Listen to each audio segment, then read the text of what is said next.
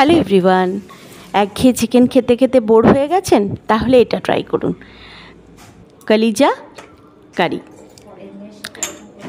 মেটে নিয়ে নিয়েছি চিকেনের, আর মশলার মধ্যে টমেটো, আদা, রসুন, লঙ্কার একটা পেস্ট বানিয়ে নিয়েছি।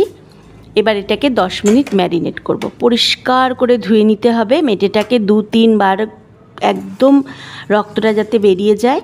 তারপর তাতে দিয়ে দেব নুন, হলুদ এবং পেস্টটা, আর দিয়ে দেবো অবশ্যই ধনে গুঁড়ো, গোলমরিচের গুঁড়ো আর গরম মশলা গুঁড়ো, সামান্য সর্ষের তেলও দিয়েছি। এবার ভালো করে ম্যারিনেট করে 10 মিনিট মতো রেখে দেবো। এবার ফ্রাইং প্যানে দিয়ে দেবো তেল, ফোড়নে দিয়ে দেবো গোটা গরম মশলা আর পেঁয়াজটাকে খুব মিহি করে কাটবেন। এবার ম্যারিনেট করা মেটেটা দিয়ে দেবো।